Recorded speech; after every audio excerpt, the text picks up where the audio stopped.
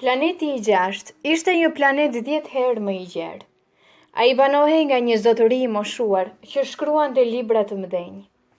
Ja, shiko, më erdhi një eksplorues, tha ai i entuziazmuar kur pa princin e vogël. Princi i vogël u ul ndan tavolinës dhe mori frymë thellë. Kishte ecur shumë dhe ndjehej i lodhur. Nga ku vjen? I tha zotëria i moshuar. Princi i mbante sytë tek libri i trash. Me çfarë merreni ju? Tha princi i vogël. Jam gjeograf, tha zotëria i moshuar. E çfarë është një gjeograf? Është një i ditur që njeh se ku ndodhen detet, lumenjt, qytetet, malet dhe shkretë të tjerat. Kjo është interesante, tha princi i vogël. Më në fund takova dikë që mund të njohë gjithçka. Dhe ai hodhi një vështrim mbi planetin e gjeografit. S'kishte parë një planet aq të veçantë. Është shumë i bukur planeti juaj. A ka oqeane? Nuk e di, tha gjeografi. Princi i vogël u zgënjye. Po male, s'mund ta di, tha gjeografi. Po qytete, lumenj dhe shkretë të tjera? Nuk e di, tha gjeografi. Po ju jeni gjeograf? Është e drejtë, tha gjeografi. Por s'jam eksplorues. Më mungojnë shumë eksploruesit. Ja, gjeografi nuk mund të shkojë të numërojë qytetet, lumenjt, malet, detet dhe oqeanet. Gjeografi është një figurë mjaft e rëndësishme. Ai mbyllet në studion e tij, ai pyet eksploruesit dhe shënon të dhënat e tyre. Edhe nëse informacioni që merr i duket interesant, gjeografi bën një anketë mbi moralin e eksploruesit. Edhe pse e bën këtë? Sepse një eksplorues me moral të dyshimt do të gënjente, do të shkaktonte katastrofa në librat e gjeografisë, edhe po kështu do të bënte një eksplorues pianec. Po përse kështu? Pyeti princi i vogël. Sepse pianecit i dyfishohen objektet. Sheh një mal dhe i duket se janë dy male. Atëherë gjeografia do të shënonte dy male atje ku ka veç se një mal. Njoh dikë i cili do t'ishte eksplorues i keq. E besoj. Pra vetëm kur je bindur se eksploruesi është vërtet i moralshëm, vetëm atëherë nisin analizat shkencore mbi të dhënat rreth zbulimit të tij. A shkoni ju veti verifikoni zbulimin në fjalë? Jo, kjo është shumë e vështirë të bëhet.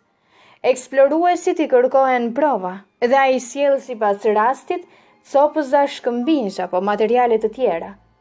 Papritmas gjeografi u përmend. Pra ti vjen nga larg, ti je eksplorues. Do të ma përshkruash planetin tënd? Dhe gjeografi hapi regjistrin edhe mprehu lapsin e tij. Në fillim shënohen me laps tregimet e eksploruesve. Pastaj kur tregimet e tyre janë bindëse, shënohen një herë përgjithmonë me boj. Atëherë pyeti gjeografi. Planeti im, tha princi i vogël. S'është shumë interesant, është i vogël, ka 3 vulkane, 2 vulkan aktiv dhe një të shuar. Por s'dihet kur se që mund të ndodhë me një vulkan të shuar. S'dihet kur, tha gjeografi. Ka gjithashtu një lule. Ne nuk i shënojmë lulet, tha gjeografi. Përse kështu? Është një lule bukur. Lulet janë jetë shkurtra. E çdo të thot jetë shkurtra? Gjeografit, tha gjeografi, janë librat më të çmuar nga të gjithë librat. Ata nuk vjetrohen kurrë. Një mal nuk e ndryshon asnjëherë vendin e tij. Një oqean nuk thahet kurrë. Gjeografia merret vetëm me gjëra të përjetshme. Por vulkanet e shuara s'mund të rizgjohen, e ndërpreu princi i vogël. Çdo të thot jetë shkurtra? Për ne nuk ka rëndësi nëse vulkanet janë të shuara apo të ndezura. Për ne ka rëndësi mali ku gjendet vulkani, ai nuk ndryshon. Por çdo të thot jetë shkurtër? Përsëriti princi i vogël i cili nuk kishte dorë nga pyetjet. Jetë shkurtër është ajo që do të zhduket shpejt. Lulja ime kërcënohet nga zhdukja e afërt? Sigurisht.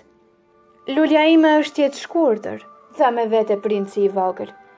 Dhe ajo ka vetëm 4 gjemba për të mbrojtur nga bota, dhe unë e braktisa, e lash vetëm. Për herë të parë, po ndjente keqardhje. që e kishte lënë vetëm, e kishte ikur. E mblodhi veten. Më jepni një mendje se në ç'planet të shkoj tani, pyeti gjeografin. Në më dëgjon mua, duhet të shkosh në tokë. Thonë se është një planet interesant. Dhe princi i vogël u largua, ndërsa nga mendja nuk i shqitej lulja e tij.